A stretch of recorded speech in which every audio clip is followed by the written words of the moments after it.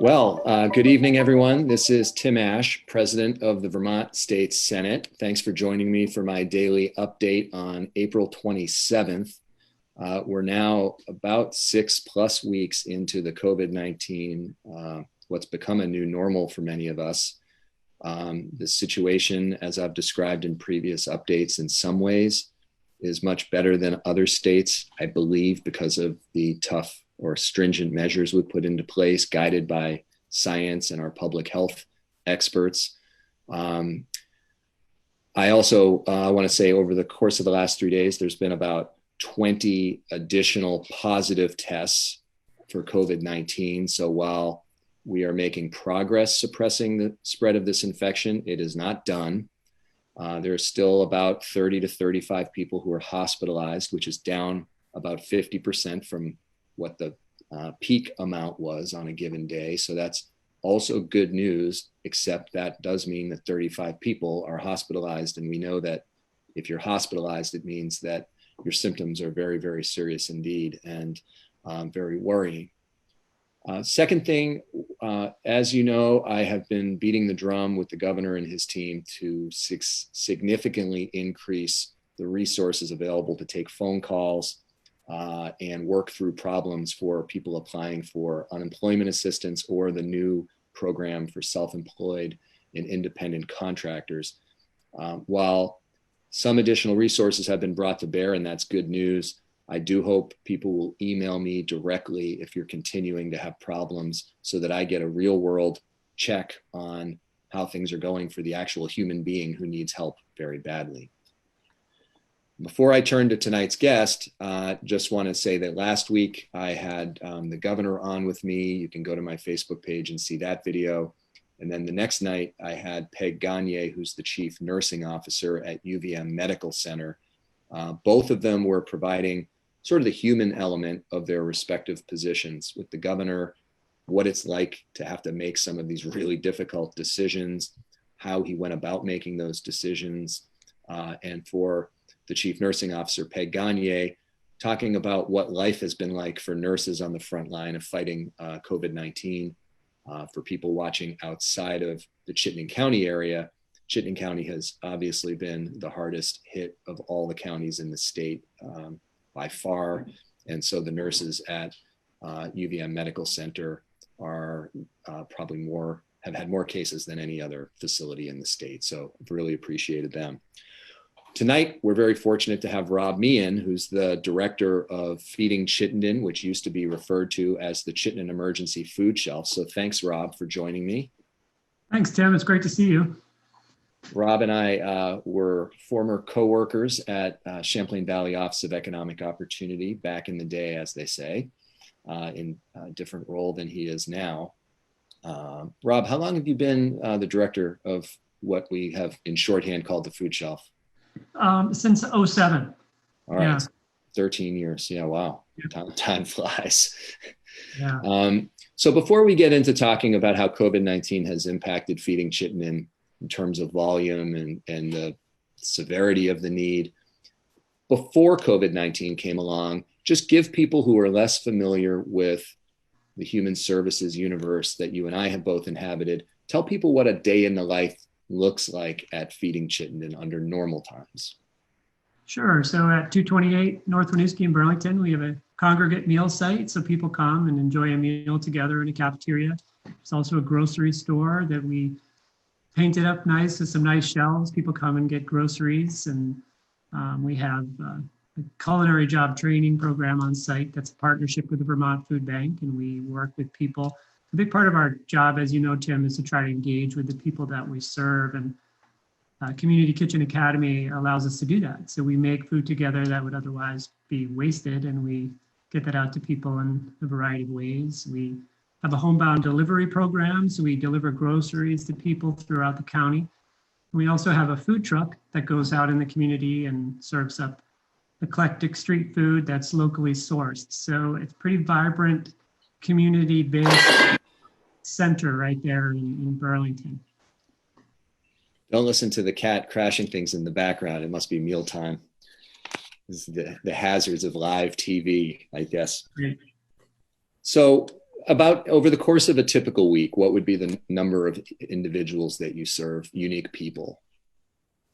Yeah, it depends, Tim, because there's so many different programs that I just described. But, you know, in the grocery store, where we serve anywhere from 11,000 to 12,000 people in a year's time. It depends on the time of year and time of month to see how many people are coming through. Some days during, November peak month where you're seeing Thanksgiving, et cetera, and people are coming in from the cold, we'll have as many as 600 people in our supermarket in a day. Normal day, it's more like 300 that are coming for groceries. It's the largest of its kind in Vermont, just by where we're based. And it's a lot of food that we move. We move about 2 million pounds of food through that building in Burlington in a year. Well, it's unbelievable the amount of need out there, and then how much you're able to meet that need. And I know you're always sort of scrambling to come up with the resources to address it, but how critical it is. So sorry to make an abrupt switch, but you painted the picture of pre-COVID-19 Feeding Chittenden, and wondering when did you start noticing things changing as a result of the various public health measures and Sure. the economic impacts that have come with it? Well, we were we made an aggressive change, Tim, and around the 9th of March, we had a meeting and we immediately changed our services to being takeout and to go. So we stopped having people congregate. Our meals were now handed out the door. We had groceries starting to be pre-boxed, pre-bagged, and handed out as well. So we jumped right on that. We listened to the World Health Organization and the CDC before really listening to anyone else, and said, we better try to make sure we can stay open. And still remains a goal if one of our team members is to become sick or a volunteer, we'll have to close for a good amount of time. So yeah, we changed dramatically overnight. And you were making those changes before the state of emergency in Vermont was declared, it sounds like, which I think 2 weeks, maybe 2 weeks later than that. Yeah, I remember on the 16th being a very different looking organization, and still are today. And so basically what we're doing now is we took on a new program in response to a lot of the temporary housing voucher program in our area. There's a lot of people that are homeless that are staying in motels and hotels. And the homeless healthcare community kind of approached us and said, can you help with meals? And our culinary job training program quickly turned into an emergency meal delivery program. And that involved a lot of organizations' help.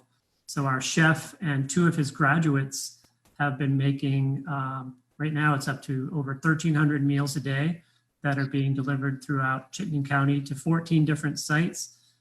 And COTS is coming to pick up food as well.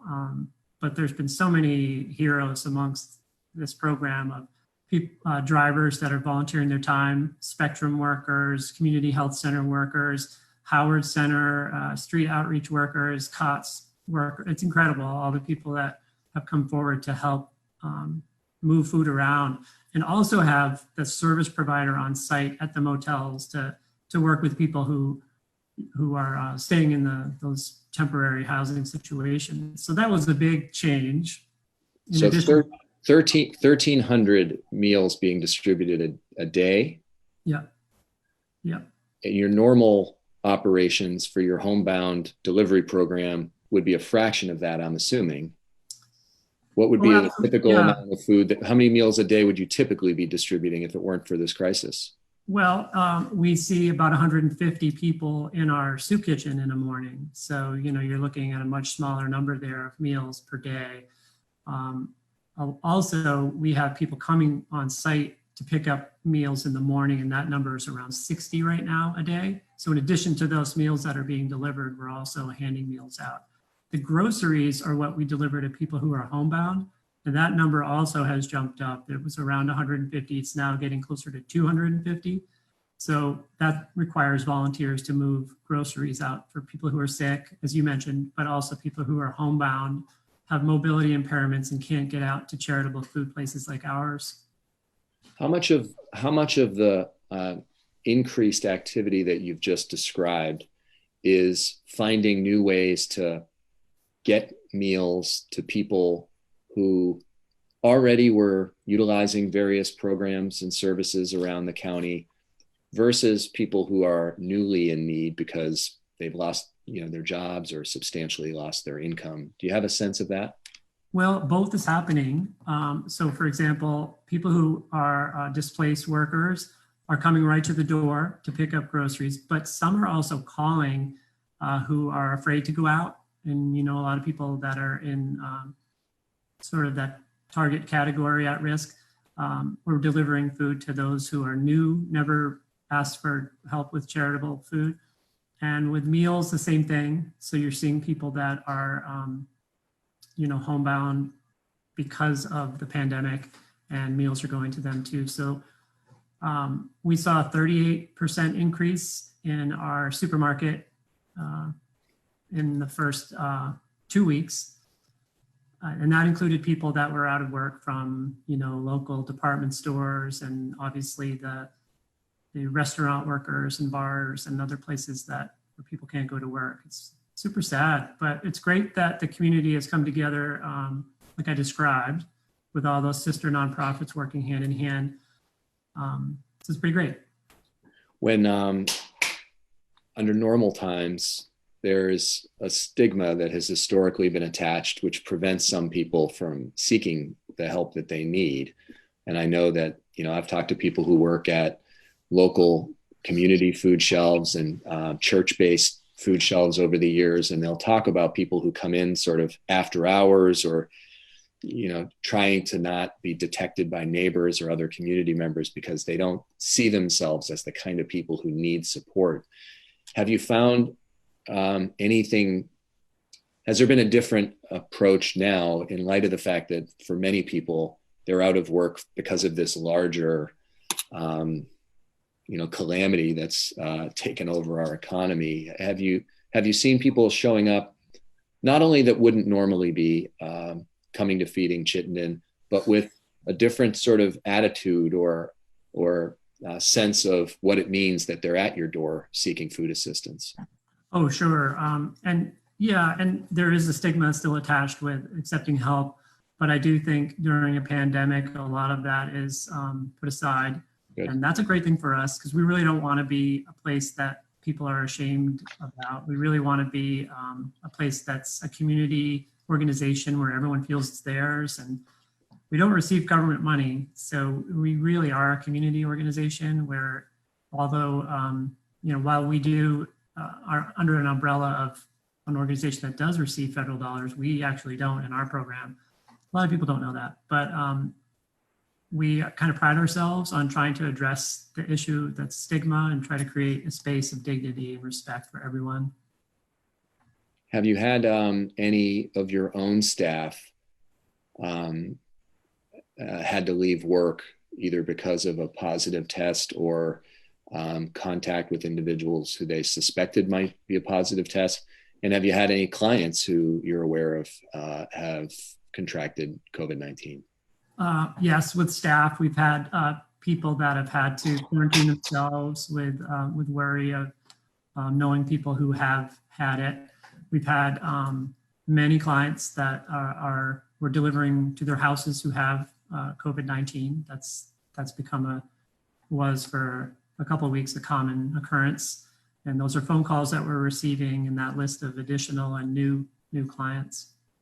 So what the term frontline worker in some ways is very aptly used to describe the people who work with you. Would that be a fair statement?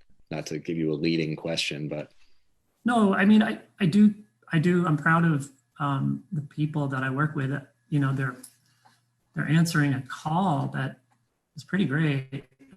And you can say the same for a lot of others too, but I just care about my guys. So they're not only showing up early and making meals, and they're the warehouse worker that's jumping in the car and taking food to the person who has just called. They're the fundraiser person who's jumping in the car to drive food somewhere else. It's incredible what people are doing. It's an amazing staff, and they've been there for a long time. Like when there isn't a pandemic, they're still meeting people who believe that their lives are not going great and that there is a crisis of sorts based on trauma. And so they're special people to begin with. And it's not surprising to see them shine when they need to. You know, not to sound political with you as the leader of our senator. Go ahead, it's my life. It's interesting to see the onus that was once on government shift to charitable food, and that our safety net of sorts becomes charity when once it was government. And I'm not trying to get on a soapbox, but rather say we saw that really come to light during this pandemic, nationwide, but definitely here at home. Well, I think the philosophical questions, I shouldn't even call them philosophical, but the sort of core questions about what has value, what kind of work has value, I think have really been confronted Americans in a way that they haven't been forced to confront in a while. Typically in times of crisis, the people that we associate with that are firefighters, police, first responders, medical professionals, all of which is totally appropriate.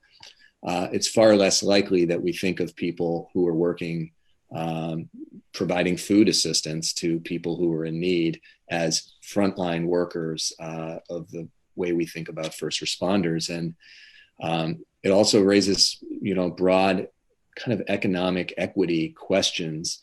Right now there are people who have to show up for work in relatively low paying jobs in retail or in supermarkets and grocery. They do not have a path to collect unemployment assistance under the new federal program or anything. So they have to go to work, and they're doing so at risk to themselves because of the constant interaction with the public. And I think, I hope that when we get on the other side of this, people will reevaluate whether they think that the type of pay that has been associated with some of these positions is appropriate anymore. And I think the work that your coworkers do, I suspect, maybe you're going to tell me that I'm wrong. I don't think anyone's getting rich working at Feeding Chittenden. Am I right? I think you're correct. That's a correct statement. Yeah, you don't have to tell me how bad it is, but I know that people aren't getting rich working at Feeding Chittenden. So it does raise these bigger questions about how it is that we value the work that people do. How have you, I know that when this virus first started hitting Vermont, many people and many people quickly became out of work. There was a lot of interest in volunteering. Feeding Chittenden has volunteers over the course of a normal year. What has your interaction been like with people who have come out of the woodworks over the last 2 months saying, I want to help, tell me what I can do? Have you had a lot of people stepping forward? Have you been able to utilize them? What's that been like? Sure. It's been an incredible response from the community, both with volunteer requests as well as donations. It's been amazing to see people come forward and really value hunger relief work and want to participate. And we absolutely have tried to accommodate people. Right now, it's been challenging, Senator, because we're social distancing and trying to keep a limited number of people in a space at a time. And so there's been a lot of thank yous, but we really can't use you right now, which is a hard thing to do. We are utilizing volunteers as drivers a lot because that has become a big part of our business, is driving food to those who can't come to us. And we're hoping to mobilize people in other ways to try to help educate and kind of mobilize people around issues of hunger and poverty, and see if people can learn more about why does hunger exist in the first place, and what are things we can do to kind of turn that in another direction. So if right now someone's watching and they say, well, gosh, I'd like to help, Chittenden Emergency Food Shelf, now Feeding Chittenden, I've always been interested in what they do. I really care about meeting the needs of my neighbors. I want to help. What is the best thing that they could do right now in light of the challenges you have with social distancing and all the other changes in operations? What is the single best way you would recommend someone help? Yeah, the best way people can help is with financial donations. For example, the team I described with our chef and with our 2 assistant chefs, there's no budget for those. And the meal program of $1,300, it's actually closer to 14 now, a day. It costs for packaging supplies, it costs for the delivery of the food and the staff that's, by which I mean purchasing the food, delivering it to the site to be cooked, warehousing the food. Like, there's a lot of costs associated with a meal program we just didn't have, we still don't have. So we're trying to backfill this work that we just said, yes, we'll do it. Unfortunately, that's kind of our whole business, is trying to help be a foundation for nutrition in the largest county and most diverse in the state on basically a shoestring budget, understaffed, often underappreciated, meaning the staff. And as we see now, doing really critical, vital work for a population that unfortunately is growing. We've seen a lot of our mental health services funds shift in the last 10 years. So you're seeing a lot more people in need of service provider attention. So, this is when you talk about philosophical, a question that we talk about a lot through my history of working in Hunger Relief about why do we have food pantries? Why can't we just put all the food in the supermarket?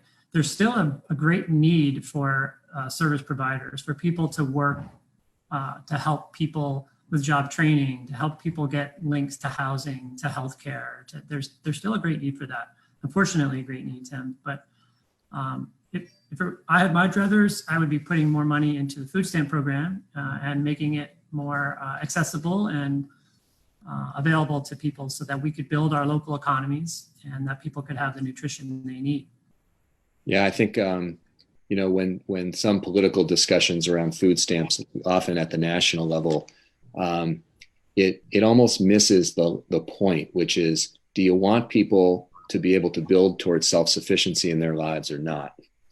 And having them be deprived of nutrition is not the foundation for being able to move forward with a successful, self-sufficient life. And so if individuals' basic needs are not met, the way they present to the community is not good. It will present in other ways in terms of malnutrition, mental health challenges, you name it. All of that is going to have to be dealt with either by a hospital, a police department, schools, you name it. So it's really a matter of how we help people, not whether we're going to. And we can either do it a humane and positive way or the inhumane and negative way by neglect. But one way or the other, there will be an expense. It's just a matter of whether it's a positive expense or a negative one. That's how I sort of have distilled it in my mind. Right on. I mean, that deserves a right on. But I think the reason that you hear us asking for money so much is it does cost a lot, and we aren't receiving those funds, and it is critical work. It's sort of this cycle of asking. It's not an easy thing to do, to continue to say, can you please support us, community, when we actually might believe that your tax dollars should go to monies that would support work like ours to begin with. Hopefully, as we talk about innovation through the pandemic, you mentioned earlier ways that we can address the stigma, promote dignity through maybe changes in how charitable food works. Maybe we're gonna see some of discrimination and type classism impacts lessen. Wouldn't that be great? And we would see some changes that could move more food to more people too. So we're seeing this in other fields. I would think charitable food may follow.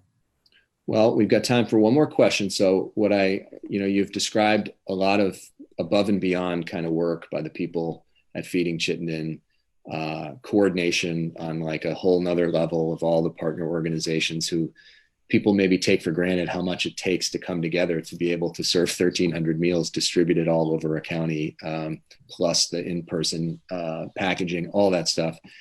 Are there any particular moments looking back at the last 2 months that stand out where you thought to yourself, wow, like my team is really stepping up. This is amazing what they've just pulled off. Like have there been standout moments even at a time where you're commending them in general for a higher level of performance?